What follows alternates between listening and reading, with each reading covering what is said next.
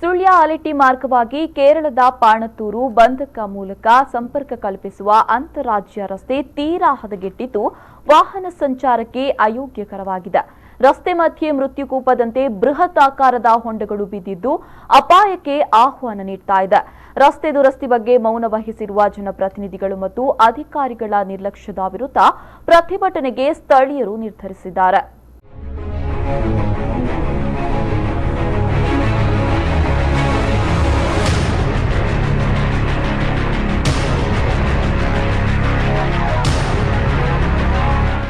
ಸುಳ್ಯ ಆಲೆಟ್ಟಿ ನಾರ್ಕೋಡು ಮೂಲಕ ಕೇರಳದ ಪಾಣತ್ತೂರು ಬಂದಡ್ಕಕ್ಕೆ ಸಂಪರ್ಕ ಕಲ್ಪಿಸುವ ಈ ರಸ್ತೆಯು ನಾಗಪಟ್ಟಣ ಸೇತುವೆಯವರೆಗೆ ನಗರ ಪಂಚಾಯತ್ ವ್ಯಾಪ್ತಿಗೆ ಸೇರುತ್ತೆ. ಸೇತುವೆಯ ಬಳಿಕ ಜಿಲ್ಲಾ ಪಂಚಾಯತ್ ಪಿಡಬ್ಲ್ಯೂಡಿ ರಸ್ತೆ ತೀರಾ ಹದಗೆಟ್ಟಿದ್ದು ಜನಸಾಮಾನ್ಯರಿಗೆ ವಾಹನ ಸವಾರರಿಗೆ ಸಂಚಾರ ಮಾಡದ ಸ್ಥಿತಿ ನಿರ್ಮಾಣವಾಗಿದೆ. ಕೇರಳಕ್ಕೆ ಸಂಪರ್ಕ ಕಲ್ಪಿಸುವ ಈ ಅಂತಾರಾಜ್ಯ ರಸ್ತೆಯಲ್ಲಿ ದಿನಂಪ್ರತಿ ಹಗಲು ರಾತ್ರಿ ಎನ್ನದೇ ನೂರಾರು ವಾಹನಗಳು ಸಂಚಾರ ಮಾಡ್ತಾ ಇದೆ. ಆದರೆ ಕಳೆದ ಕೆಲವು ವರ್ಷಗಳಿಂದ ಈ ರಸ್ತೆ ಸಮಸ್ಯೆಗಳ ಆಗರವಾಗಿದೆ. ಮಳೆಗಾಲ ಆರಂಭವಾದಾಗ ಸಮಸ್ಯೆ ಮತ್ತಷ್ಟು ಬಿಗಡಾಯಿಸುತ್ತಿದೆ. ರಸ್ತೆ ಮೇಲೆ ಕಾಲಿಡುವಾಗಲೇ ಬೃಹತ್ ಗಾತ್ರದ ಹೊಂಡಗಳ ದರ್ಶನವಾಗುತ್ತೆ. ಹೊಂಡಕ್ಕೆ ಬೀಳುವ ವಾಹನಗಳ ಚಕ್ರ ಮೇಲೇಳಬೇಕಾದರೆ ಚಾಲಕ ಪ್ರಯಾಸ ಪಡಬೇಕು. ಈ ರಸ್ತೆ ತುಂಬಾ ಕಿರಿದಾಗಿದ್ದು ದೊಡ್ಡ ಗಾತ್ರದ ವಾಹನಗಳ ಸಂಚಾರಕ್ಕೆ ಕಷ್ಟವಾಗ್ತಾ ಇದೆ. ಕೇರಳಕ್ಕೆ ಸಂಪರ್ಕದ ರಸ್ತೆ ಜಿಲ್ಲಾ ಪರಿಷತ್ ಇರುವಾಗ ಡಾಮರೀಕರಣಗೊಂಡಿತ್ತು. ಆ ಬಳಿಕ ಕೇವಲ ಗುಂಡಿಗಳಿಗೆ ತೇಪೆ ಹಾಕುವ ಕಾರ್ಯಗಳಿಗೆ ಮಾತ್ರ ಸೀಮಿತವಾಗಿತ್ತು.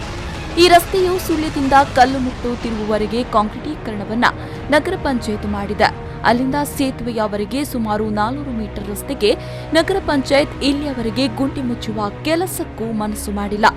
ಇದೇ ರಸ್ತೆಗೆ 10 ಕೋಟಿ ರೂಪಾಯಿ ಅನುದಾನ ಬಿಡುಗಡೆಗೊಂಡು 2 ವರ್ಷ ಕಳೆದರೂ ಕಾಮಗಾರಿ ಆರಂಭ ಮಾಡಿಲ್ಲ.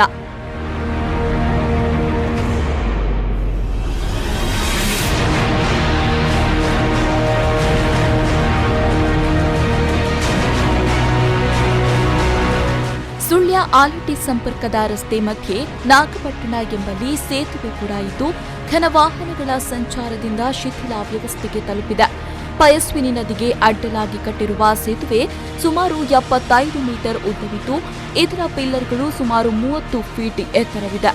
ಸೇತುವೆಯಲ್ಲಿ ವಾಹನಗಳು ಚಲಿಸುವಾಗ ಸೇತುವೆ ಅಲ್ಲಾಡ್ತಾ ಇದ್ದು ಪ್ರಯಾಣಿಕರಿಗೆ ಭಯವನ್ನ ಉಂಟು ಮಾಡ್ತಾ ಇದೆ. ಸೇತುವೆ ಪಿಲ್ಲರ್ಗಳ ತಳಭಾಗ ಸವಿದು ನಿಂತಿದೆ. ಘನ ವಾಹನಗಳ ಸಂಚಾರವನ್ನ ನಿಷೇಧ ಮಾಡಲಾಗಿದೆ ಎಂಬ ನಾಮಫಲಕವನ್ನ ಲೋಕೋಪಯೋಗಿ ಇಲಾಖೆಯವರು ಹಾಕಿದ್ರು ಘನ ವಾಹನಗಳ ಸಂಚಾರ ಸರಾಗವಾಗಿ ನಡೀತಾ ಇದೆ. ಇದರಿಂದ ಸೇತುವೆಯ ಅಡಿಭಾಗದ ಸ್ಲ್ಯಾಬ್ ಅಲ್ಲಲ್ಲಿ ಬಿರುಕು ಬಿಟ್ಟುಕೊಂಡಿದ್ದು ಸ್ಲ್ಯಾಬ್ ತುಂಡು ತುಂಡಾಗಿ ಉದುರ್ತಾ ಇದೆ. ಈ ಬಗ್ಗೆ ಸಂಬಂಧಪಟ್ಟ ಜನಪ್ರತಿನಿಧಿಗಳು ಅಧಿಕಾರಿಗಳು ಗಮನಹರಿಸಿ ಅಂತಾರಾಜ್ಯ ಸಂಪರ್ಕದ ಮುಖ್ಯ ರಸ್ತೆಯನ್ನು ಅಭಿವೃದ್ಧಿಪಡಿಸಬೇಕು ಎಂದು ಆಗ್ರಹಿಸಿರುವ ಸ್ಥಳೀಯರು ಪ್ರತಿಭಟನೆಯ ನಿರ್ಧಾರವನ್ನ ಮಾಡಿದ್ದಾರೆ.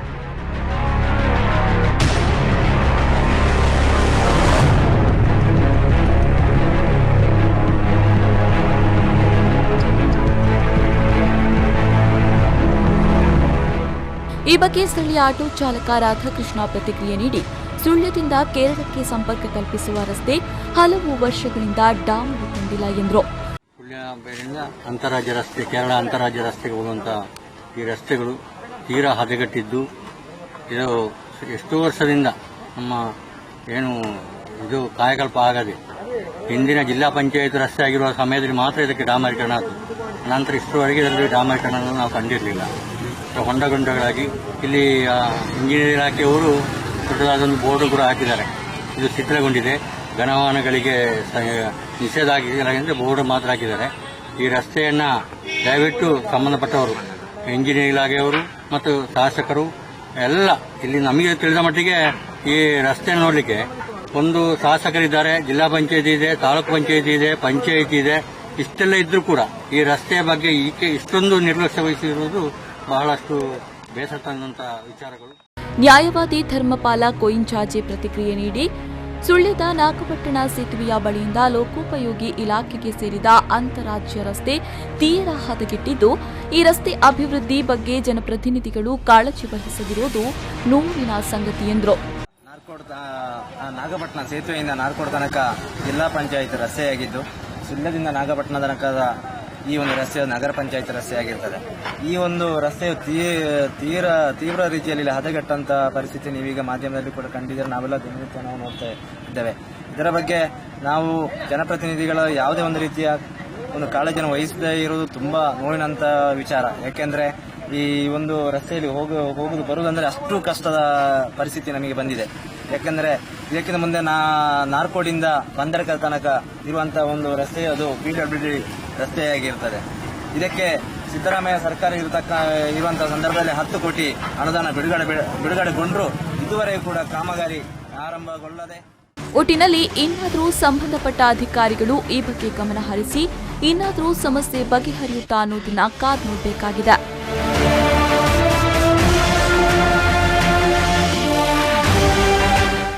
Padmanabha, V4 News 24/7 Sullia.